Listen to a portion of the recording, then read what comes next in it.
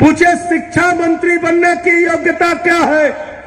सरकार कहती है अंगूठा टेक है फिर भी शिक्षा मंत्री बन सकता है। स्वास्थ्य मंत्री बनने की योग्यता क्या है? अंगूठा टेक है तब भी मुख्यमंत्री स्वास्थ्य मंत्री बन सकता है। अरे उच्च शिक्षा का विश्वविद्यालय का मंत्री बनने की योग्यता क्या है? अंगूठा टेक है फिर भी बन सकता है। सांसद बनने की योग्यता क्या है? डॉक्टर महेश शर्मा जी ने कहा अंगूठा टेक है फिर भी बन सकता है।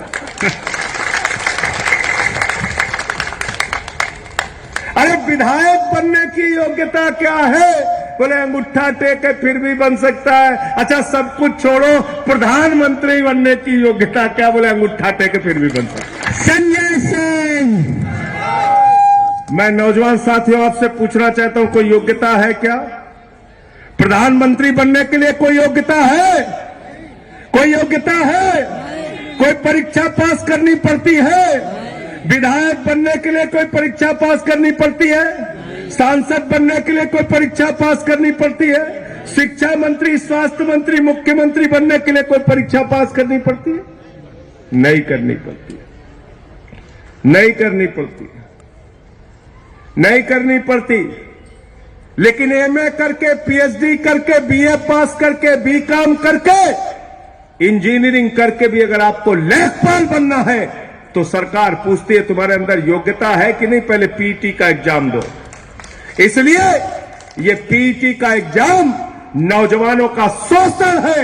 मैं चाहता हूं युवक विंग के लोग लखनऊ के अंदर आंदोलन करें, अनशन करें, प्रदर्शन करें, छात्र विंग के लोग इनके साथ मिलकर आंदोलन करें। ये पीटी का एग्जाम बंद होना चाहिए। हम कोई पीटी का एग्जाम नहीं देंगे। बताओ बंद होना चाहिए कि नहीं होना चाहिए? होना चाहिए। तुम्हारा लड़का जैसा धनिया बेच के हजारों करोड़ कमाएगा, उसकी योग्यता नहीं चेक करते। उसको बीसीसीआई का सचिव बना दिया, बेटा हजारों करोड़ क्रिकेट के नाम पे लूटो, अमित शाह के बेटे हो, चिंता करने की जरूरत नहीं। और किसान का बेटा, मजदूर का बेटा, मेरठ में रहने वाला, बागपत में रहने वाला, नोएडा में रहने वाला, गाजियाबाद में रहने वाला, उसको बलिया भेजोगे, उसको गाजीपुर भेजोगे, गाजीपुर वाले को गाजियाबाद भेजोगे, बरेली वाले को बलिया भेजोगे। मुझे शर्म आती है उत्तर प्रदेश की आदित्यनाथ की सरकार पे, जो हमारे नौजवानों को जानवरों की तरह गाड़ी में भर के, बसों में भर के पिछले 2 दिनों से परीक्षा केंद्रों पर जाना पड़ रहा है। 1-1 हजार किलोमीटर दूर जाना पड़ रहा है। अरे ऐसे तो जानवर भी नहीं जाते जैसे तुम नौजवानों को लेकर जा रहे हो। आदित्यनाथ जी, मैं पूछना चाहता हूं, नरेंद्र मोदी की रैली होती है, खाने का पैकेट देते हो, बस का किराया देते हो, ट्रेन का किराया देते हो। रैली होती है तो 5 स्टार का स्वागत देते हो, लेकिन जब नौजवान अपनी एक छोटी सी नौकरी के लिए परीक्षा देने के लिए जाता है, और परीक्षा भी नौकरी के लिए नहीं, नौकरी के काबिल है कि नहीं है इसकी योग्यता की परीक्षा देने जाता है, तो उसका शोषण करते हो। 200 रुपए फार्म के ले लिए बाबा जी ने। सोचो 37 लाख बच्चों ने अगर 2000 रुपए भी एवरेज खर्चा किया इस परीक्षा को देने के लिए, तो करीब करीब 740 करोड़ रुपए इस उत्तर प्रदेश के नौजवानों का लूट लिया गया। कितना लूटा गया? 740 करोड़ रुपए लूट लिया गया। दिन दहाड़े डकैती। लेकिन भाजपाइयों के पास जब इनसे आप सवाल पूछे, नौजवानों को रोजगार दे दो, आत्महत्या कर रहे, सरकार कहती है पैसा नहीं है। किसान को फसल का दाम दे दो, आंदोलन कर रहे, सरकार कहती है पैसा नहीं है। अरे जमीन का मुआवजा दे दो, आत्महत्या कर रहे हैं, सरकार कहती है पैसा नहीं है। महंगाई बहुत बढ़ गई, महंगाई कम कर दो, सरकार कहती है पैसा नहीं है। अरे कैंसर की दवा पे टैक्स लगा दिया, डीजल पेट्रोल महंगा कर दिया, गैस का सिलेंडर महंगा कर दिया, कुछ तो सस्ता कर दो मोदी जी, सरकार कहती है पैसा नहीं है। ये पैसा गया कहां आपका? नौजवानों कभी आपने सोचा आपका पैसा गया कहां?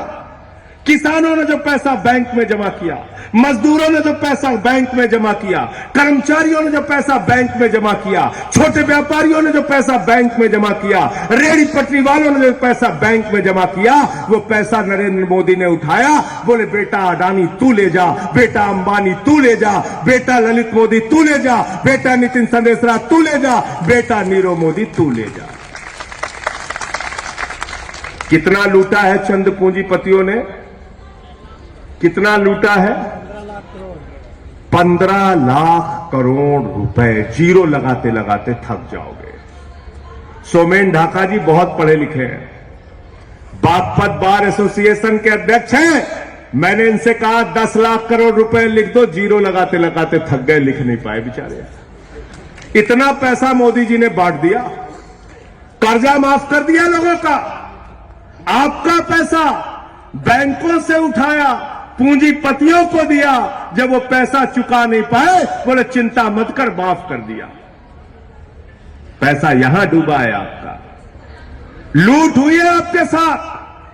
ये जेब कतरा पार्टी है, जेब कतरा पार्टी। आपका जेब काटते हैं शिक्षा महंगी करके, स्वास्थ्य महंगा करके, आपकी जेब काटते हैं कैंसर की दवा महंगी करके, आपकी जेब काटते हैं आटा दाल चावल महंगा करके, आपकी जेब काटते हैं डीजल और पेट्रोल और गैस का सिलेंडर महंगा करके। ये भारतीय जेब कतरा पार्टी है, इनसे सावधान हो जाओ। ये आपका जेब काटने का काम कर रहे हैं। आपका नौजवान देश पूरे पश्चिम उत्तर प्रदेश के जिस भी जिले में चले जाओ, फख्र होता है। मैंने काम किया है, मैं गया हूं जिलों में। किसी भी गांव के अंदर घुसो तो वहां एक वीर शहीद के नाम पे गेट बना रहता है। मैं पूछता हूं कौन है? कहते हैं इसी गांव के शहीद हैं, सेना में थे, शहीद हो गए। उनके मां बाप से मिलने जाओ तो सीना चौड़ा हो जाता है। हमारा बेटा सेना में था, देश के लिए शहीद हुआ। किसान का बेटा, मजदूर का बेटा भारत माता की रक्षा करने के लिए शहीद हो जाता है। सियाचिन में -45 डिग्री 50 डिग्री टेम्परेचर में नौकरी करता है। जैसलमेर में +50 डिग्री टेम्परेचर में नौकरी करता है।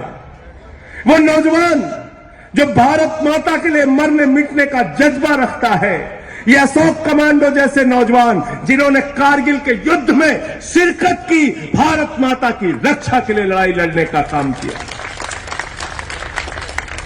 बताओ भाई, अशोक कमांडो अग्निवीर क्या है? 17 साल में नौजवान को कहते हैं सैनिक बन जाओ, 4 साल की नौकरी करना बेटा और 21 साल में रिटायर हो जाना। हमने पूछा 21 साल के बाद नौजवान क्या करेगा? अरे बोले धोबी का काम कर लेगा, नाई का काम कर लेगा, ड्राइवर का काम कर लेगा। अरे मैंने कहा उसकी पेंशन? बोले पेंशन नहीं है। मैंने कहा कैंटीन की सुविधा? बोले कैंटीन की सुविधा नहीं है। मैंने कहा शहीद का दर्जा? बोले वो भी मुश्किल से। ये हालत कर दी। 4 साल की नौकरी दे रहे और 46,000, ध्यान से सुनना सारे नौजवानों, 46,000 सेना के जवान हर साल भर्ती होंगे अग्निवीर कह के, और 34,000 हर साल छटनी होगी। होगी कि नहीं होगी? बोलिए भाई, होगी कि नहीं होगी? होगी कि नहीं होगी? 10 साल में कितना हो गया? 3,40,000। 20 साल में कितना हो गया? 6,80,000। हो गया कि नहीं हो गया? भारत माता की रक्षा करने वाले सैनिकों की संख्या 20 साल में 6,80,000 कम हो जाएगी। मैं कहना चाहता हूं, ये अग्निवीर सिर्फ हमारे नौजवानों के पेट और पीठ में छुरा नहीं है, ये भारत माता के साथ भारतीय जनता पार्टी की गद्दारी है। गद्दारी किया है इन्होंने देश के साथ। किया है कि नहीं गद्दारी? बताओ। 6,80,000 सैनिक आपके कम हो जाएंगे। चीन अपनी सीमा पे सैनिक बढ़ाएगा, पाकिस्तान अपनी सीमा पे सैनिक बढ़ाएगा, बांग्लादेश अपनी सीमा पर सैनिक बढ़ाएगा, और नरेंद्र मोदी अपनी सीमा पे सैनिक कम करेगा। क्या ऐसा भारत हम चाहते हैं? नहीं। भारत माता की अगर जय है तो भारत माता की जय तब होगी जब हमारे सेना के जवान को पूरी तनख्वाह मिलेगी, पूरी नौकरी मिलेगी, पेंशन मिलेगी, सारे सुविधाएं मिलेगी, शहीद का दर्जा मिलेगा। लेकिन मोदी जी क्या कहते हैं? मोदी जी कहते हैं भारत माता की जय, हम भारत की रेल बेचेंगे। भारत माता की जय, हम कोल इंडिया बेचेंगे। भारत माता की जय, हम LIC बेचेंगे, बैंक बेचेंगे, सड़क बेचेंगे, बिजली बेचेंगे, पानी बेचेंगे, ट्रेन का डब्बा बेचेंगे, रेल का इंजन बेचेंगे, तुम्हारी जमीनें बेचेंगे और भारत माता की जय लगा के भारत को बेचने का काम भारत के प्रधानमंत्री कर रहे हैं। और अरविंद केजरीवाल कहते हैं भारत माता की जय, हम बच्चों के लिए स्कूल बनवाएंगे। भारत माता की जय, हम अपने लोगों के लिए अच्छे अस्पताल बनवाएंगे, अच्छी सड़कें बनाएंगे, भ्रष्टाचार खत्म करेंगे और तब भारत माता की जय होगी जब हमारे लोगों को अच्छी शिक्षा, अच्छे स्वास्थ्य की व्यवस्था होगी, तब भारत माता की जय होगी। आम आदमी पार्टी ये कहती है